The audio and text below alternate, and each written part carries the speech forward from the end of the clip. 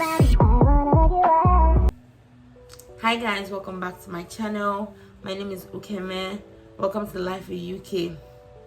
I just finished editing this video and honestly I'm really sleepy, but I decided to make this intro. So welcome to the part 2 of my story time. I know it took long to post. Please bear with me. Please, before watching this part 2, try and watch the part 1 so that you can get the whole reading of the story. So enjoy the video and let's get back to this story. There was no other place for me to stay, but this lady had like a room in her house where nobody was staying. So just her and her husband and her mom in the house. So she was like, do I mind staying in the house? Like, no problem. I just didn't want it to be like another experience like what I experienced. I was just so scared. But I was like, no problem, because I didn't have a place to stay, and that would be more easier for me there to look for a place, because this lady already works with housing agencies, so obviously she was going to help me to look for a legit place. So I moved in with them, and honestly that is the best place I have lived in Brazil. I won't even lie, that's the best place I have lived. They treated me so nice. I didn't pay a dime. Most of the things that I ate in the house, like food wise, they bought stuff. They already have food. They're like, oh, whatever you want to eat, you eat. You make food, make your food. Don't worry, we curate a space for you in the fridge where you store your stuff and you eat as you want. I even went I think I stayed there for probably a month. It went down to me making Nigerian food like stew and them actually eating. I can't remember, making like eba and all those stuff, and them actually trying it out. That's how nice it was. So this place was like one of the best places I had stayed. We did go out. I would go out. They take me out where they're going. It was really nice. It was one of the best places I stayed. Then I go another place. I got another place. Like I said, I wanted to be around my peers. I wanted to be around people that went to school with me. So I had to leave her place. Unfortunately, I would have loved to stay there because I wasn't paying a dime and they're so peaceful people. I would have loved to stay there, but you know, I had to get myself a place. There was a hostel that was rented out to just my school classmates, my schoolmates. So this hostel, I got in contact with them and went over to see me and my friend went over to see the place, and she liked it. She was like, it was a good place for me to meet new people and make friends. It'll be a good experience. That did I like it? Because if I didn't like it, she wasn't letting me go away. She told me that there was no problem of me staying in the house, that I could stay there whenever I wanted, whenever I got a place that I saw that it was okay, that was okay for me.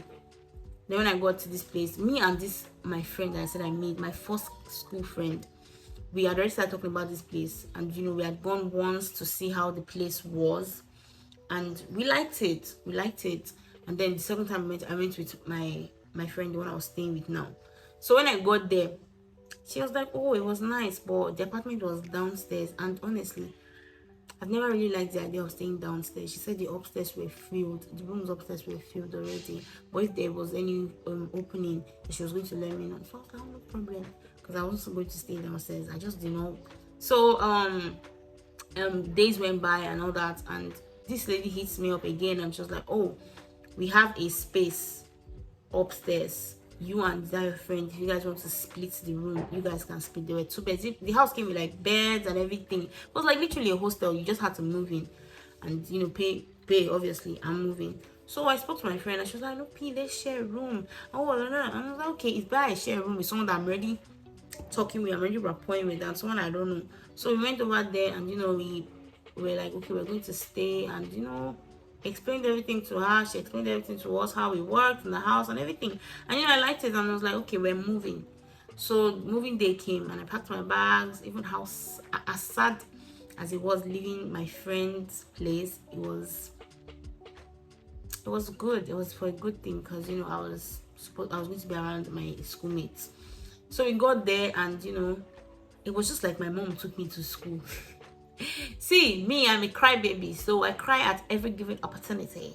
So basically, we got there, and my friend to they helped me up with my bags and arranged everything, and time for her to leave, and she started crying. This one I literally met for a month. Okay, let's say 2 months, because I met in February, March. I lived with her for a month. This is somebody I knew for just 2 months, and the person was already crying, and she made me cry. I thought it was just funny. We just started crying. I literally had never known her. I didn't know her, but like the whole connection was just something really, really nice, which I'm really grateful for. Like, I feel like the Almighty Father just put the right people in my path when I moved to Brazil. First day I slept in that house, that new hostel. I slept without my roommate, the one that was supposed to stay with me, because she had not even moved. She was supposed to move like the following week. The first day I moved into that house, they stole my money. They stole my money. The first day I moved, they stole my money. I don't even know what was wrong with me. Before then, I hadn't opened a bank account, and all my money was with me, like in my hands. And I think I had like some dollars in my purse, and I can't remember how much I had, but I know I had money in my purse. I'm so grateful they didn't steal the rest. I had money in my purse, probably like $800 or something. I had money in my purse, and I had some change. I think I had $1. I don't know really well. $100 separate and $20 separate. I slept and I woke up the following day, and I don't know why I didn't take that money to school. I don't know why. But I just wanted to, I just like, okay, only girls live here. This place looks safe. Let me keep my money in my room. I left my money in my room, the same place that I left it when I paid my rent. So obviously my landlady, she saw it. I'm not accusing anybody, but honestly, there was something fishy going on. But basically, by the time I came back, I opened my purse to count how much it was that I had, and $120 was missing. Is it $120 or 70? 100 reais and $20 were missing. I cried. I hate missing money. I cried. I asked. Nobody saw the money. I was like, oh Lord. This man started to tell me that I should not talk about missing money. That I should not talk about missing money, because I'll start to make the others uncomfortable. Like, my money is missing. I should not talk about missing money. Is your brain working? Is your brain working? Is this a welcome gift or what? I don't understand. But basically, I got scared also, and I didn't talk about it, and I just let the person to the Almighty Father's hand.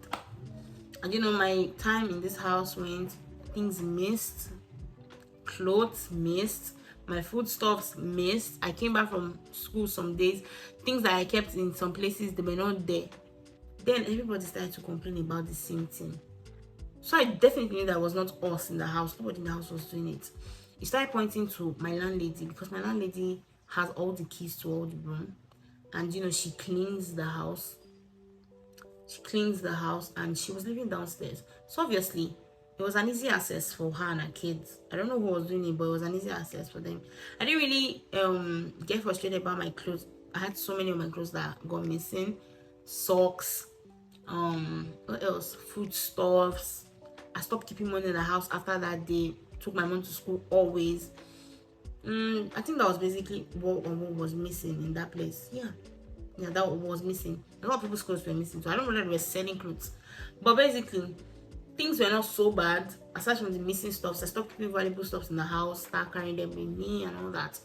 So I was going to school, going back home, going to school, going back home. It was school home. It was a nice experience, because the girls I was living with, they were really, really nice. My roommate was the best. They were really nice, and I made friends there. Then my first started to get issues, and I had to get a new one or change it. So I told my mom, I was like, Mommy, I need a new phone. Mom was like, okay, which kind of phone do you want? I said, Mommy, I don't know. She was like, do you want an iPhone? I was like, Mommy, I want. All that. But my big friend, she had already gone back to Nigeria to visit her parents, and she was coming back in less than a week. So my mom had like less than a week to get me an iPhone. My mom was like, oh no, I won't be able to get you an iPhone, because your big friend is coming back very soon. I thought she was going to say like a month. She said like a month, towards the end of the month. I'm like, what do you want? I was like, oh Lord, Mommy, send anything, because my phone, I'm scared of my phone, just packing up one day and not switching on again. I don't know why we didn't think of the idea of, sending me money to buy one. I don't know. Because I think I thought because I told my mom that phones in Brazil were more expensive than in Nigeria. I think so. But basically, so my mom gave my big friend a phone to bring to me, one Samsung Galaxy something, I can't remember. Samsung Galaxy. So my big friend sent the phone. She got to Brazil, so she sent the phone through the Correio. That's what we call it in Brazil. Through Correio, sent it to me. When packages arrive in my house, since I lived upstairs, and the first house when you knock the door, the first people that will get to you are the people that live downstairs, with my landlady and the other girls that live downstairs. My landlady most of the time collects the orders and gives it to us. So these people, they delivered the box, and I only received the box probably a day later or like 2 days later. I can't really remember. By the time I received the box, this box looks like it's been tampered with. It looked like it's been opened, but I was so excited I didn't even notice. I opened the box only to find just the envelope and just the other things, because my mom didn't just send the phone. She sent the phone and sent some small gossip and some small things. It was my mom. So I already found the foodstuffs and I didn't find the phone. I was mad. I scattered the box, opened it. I asked my cousin, I asked my big friend. I was like, I can see the phone inside. I don't understand. She said I should go to the Correio service. I went over there and I was like, I just got this order, and there's no phone inside, and there was supposed to be a phone, and they're like, oh, did she declare what was in the package? That I should talk to my cousin, that she's the only one that will be able to complain about it. All this running up and down, I was so frustrated. I was like, oh Lord. I was finally happy that my mom sent me a phone. And you know me, I am a blabber mouth. Anybody that knows me knows. So I told my landlady, told my friends that I was getting a new phone. I was so happy. That's how happy I was. So people that I expected that, I don't know, I didn't expect bad from me. I don't expect bad from anybody. That's the name. So yeah, I told them, and I was like, I'm so excited. My mom sending me a new phone and blah. So everybody knew. And since I didn't get that package the day they delivered, I got the package a day after. Obviously, anybody could have funded with it. I spoke to my big friend, and my big friend was like, oh, that she'll see what she can do, but I should still ask around. And I was like, okay, guys, who did they deliver this package to? Because the courier service, they now wanted to know who the package was delivered to. Do you people know that this woman now started telling me that they delivered it? Nobody could come forth and say, oh, this is who they delivered the package to. Nobody could come forth and say, this is who they delivered the package to. And I was like, I don't understand. The person that they delivered this package to should come forth and say it's me. Nobody wanted to come. It was this one saying, it was one of her child saying it was the other child saying. I was just pissed off, and I was like, Lord, I know there's something fishy going on. My clothes have been missing, my things have been missing, my money missed the first day. So I don't know, it was just so, the guilt around them was just so obvious. And I knew that it was either them that opened the package and took my phone out. It was not the courier service, definitely not. But my cousin was trying to resolve stuff there. Me, I was there just putting everything to the Almighty's hand. I started becoming confused. I started getting frustrated because my phone started giving me really serious headache. I was just confused. I didn't tell my mom because I didn't want her to panic. So I was like, oh Lord, what am I going to do? One day, I woke up early. I knelt down and I was like, Lord, you know that my mother did not steal money to buy that phone for me. I did not steal money. Okay, wait.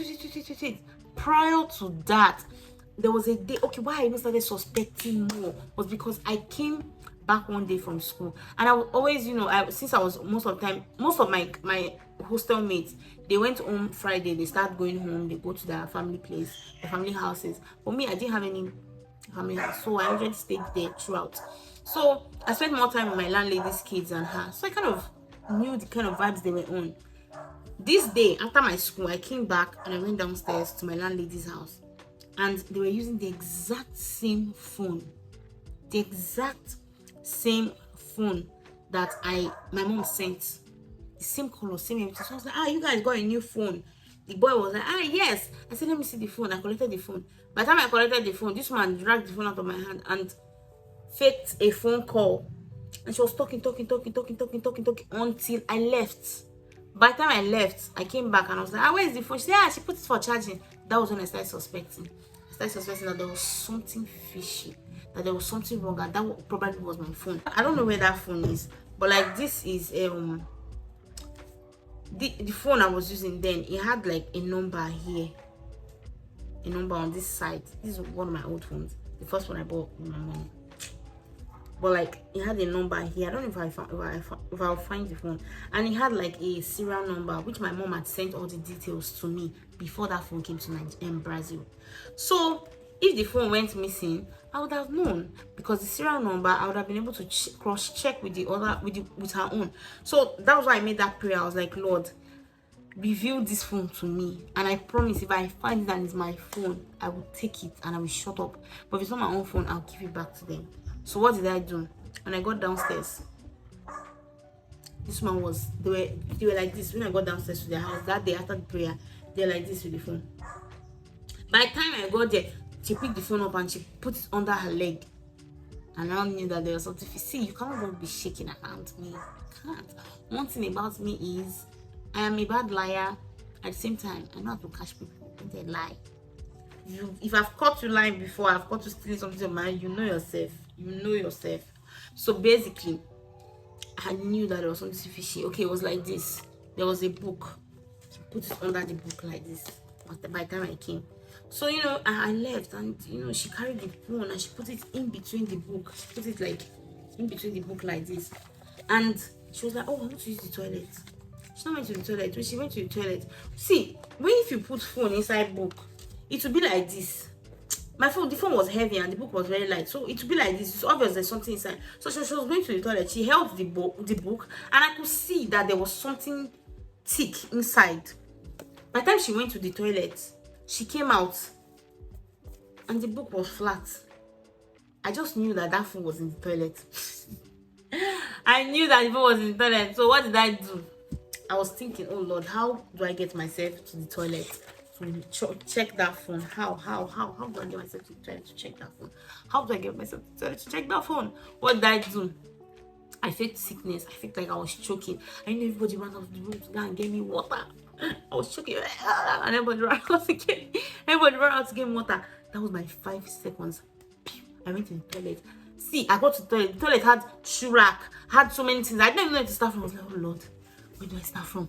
Where do I start from to look for the phone? All of a sudden, I don't even know. See this. I used to say, Almighty Father is faithful to me. He's so faithful to me. That's been my G from day one. I got there and I was like confused. Where do I look? Boom, my hand just went down like the. See, you're looking for something. The first place, logically, your head, your brain will tell you to check is the first lockers.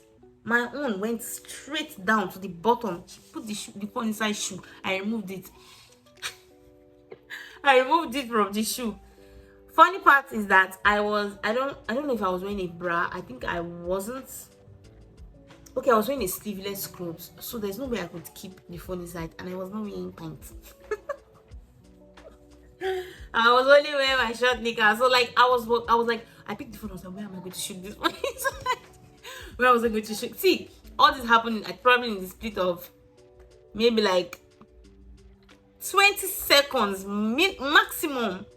I was like, where am I going to shoot this phone? Where am I going to shoot this phone? I was in the toilet. I needed to get the hell out of the toilet and go and continue faking my choking. I was like, where am I going to keep this phone? Where am I going to keep this phone? Where am I going to keep this phone? Then I looked. First place I kept it was here, this side. Excuse my armpits because I wax, so you have to give your hair like a time to grow for it to wax it. So like I kept it like on this side of my bra. I think I was wearing a bra that day, but it was so obvious because how will I put it? Imagine keeping something here. Look at this phone. I put it here. Is it not obvious? It's marking. See, so it was obvious that there was something here. So I was like, oh Lord, what am I going to do? How am I going to keep it? But I kept my hand down like this, and I was like, I was shaking. I was shaking. Water. I sat down there and I was like, oh Lord, what am I going to do? I still needed to move that phone from that place because any given moment, I was going to raise my hand up So I was going to keep the phone. I was not wearing pants. There was no way I could keep the phone in my boxer line. I was wearing a boxer. I was wearing pants. So I was like, there was no way I was keeping the phone in my boxer line. The phone would just fall down. I was like, oh Lord, I was going to keep it. And I remember that I had big boobs. That day, my big boobs saved me. What did I do? I put the phone. I don't know how good to show you guys this. But okay, basically, let me see if I can show you guys. Basically, I put the phone like under here. See, if I keep something there, you can't even know. You can't even know that there's something there. You can't know that there's something there. Nothing. And it doesn't fall off. Never. That day my big boobs, they saved me. So I kept the phone that day, and I didn't leave the house immediately. Obviously I didn't want to create suspicion if the phone wasn't mine. So what did I do?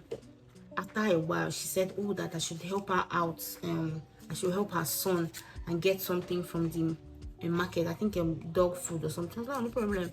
I went out with the boy. We went there. So that this was all so that they will not say, oh, she did this. I went out with the boy, got the dog stuff. The phone was still with me under here. By the time I got there, I finished everything. Then we came back and I was like, oh, I need to take my medicines. I think I was taking some medication that day. I can't remember. But I was like, I need to take my medicine. By the time I got upstairs, what did I do? I took out the SIM first. Because the first thing they will do is to drag the SIM. I took out the SIM and I went and I looked for the serial number of the phone. The serial number of the phone. Oh Lord.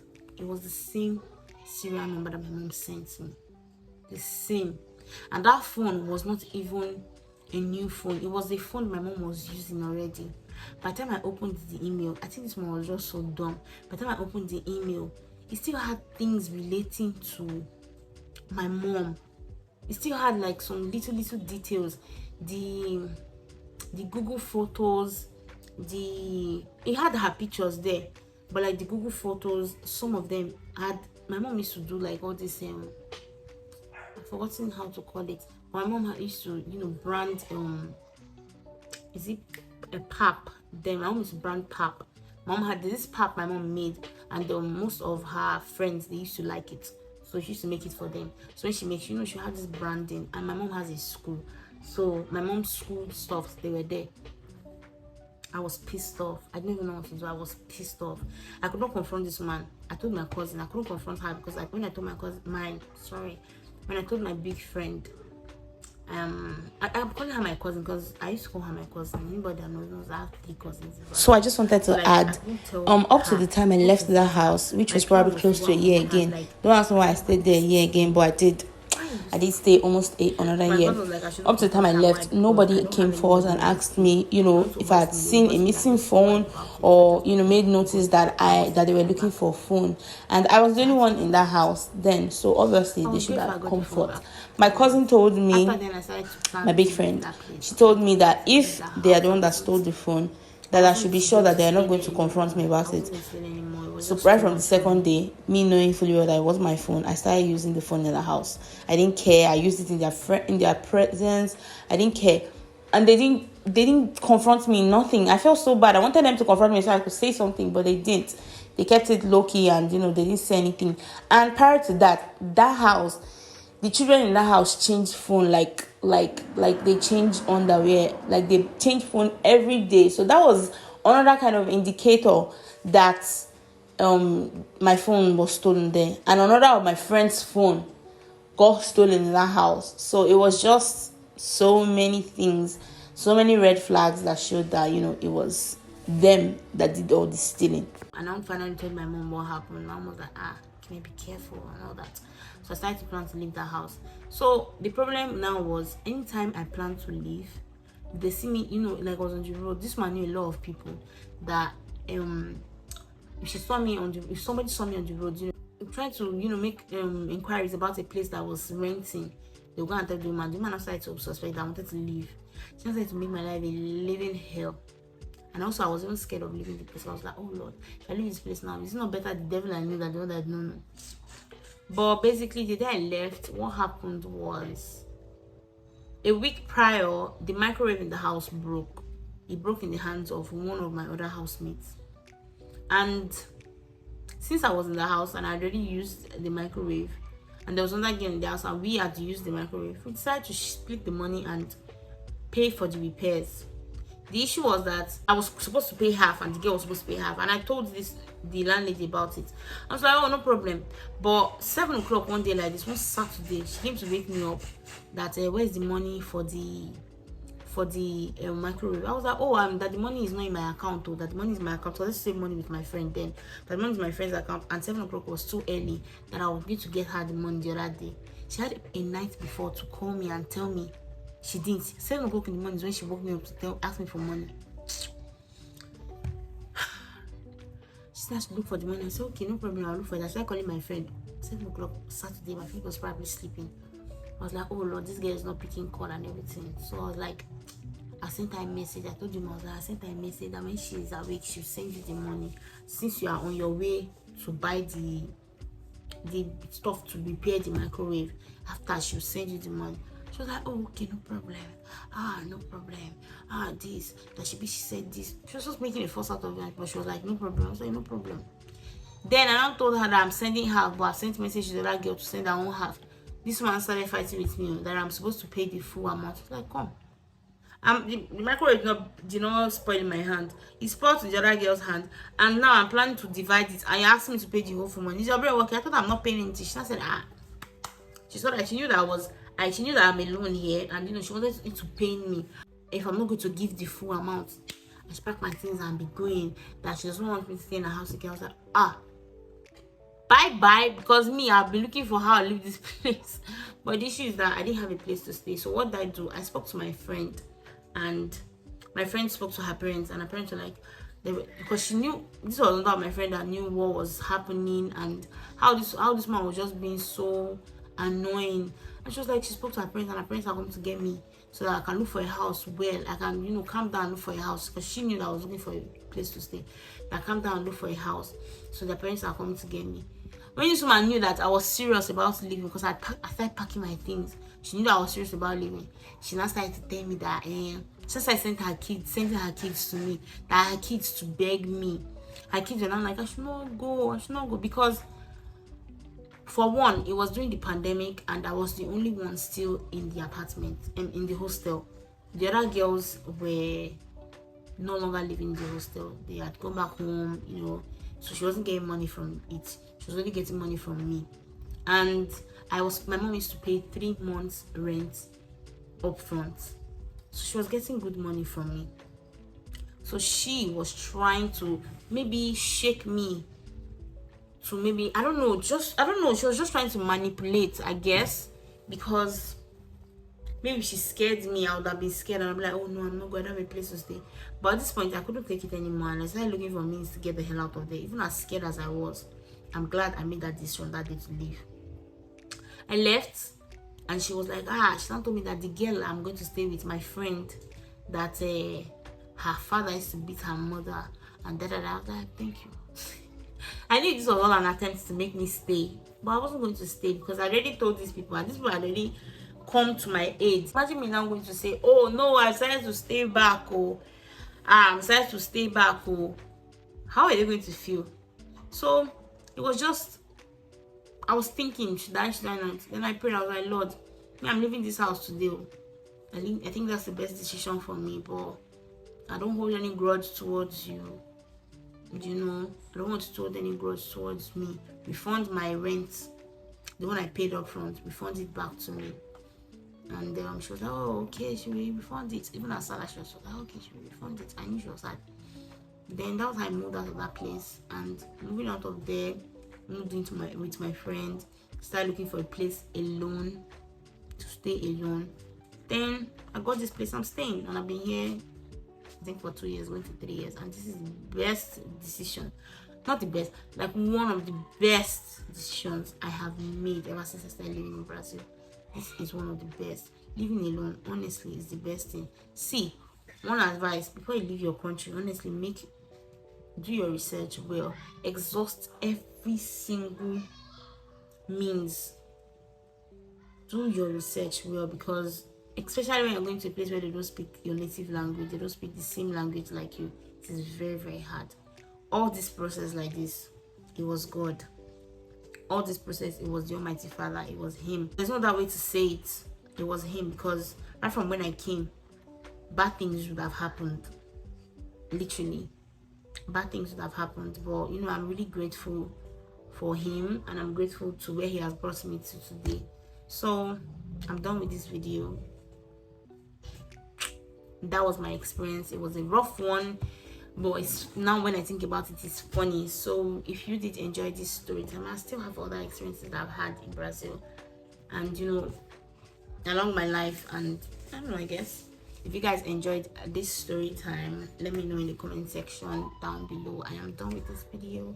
Thank you so much for watching this video. I am really grateful. Don't forget to like, to share, to subscribe, to comment, turn on your post notifications so that you get notified every single time I post. I am trying to post every Sunday. So see you in my next video. Peace. There's nobody else.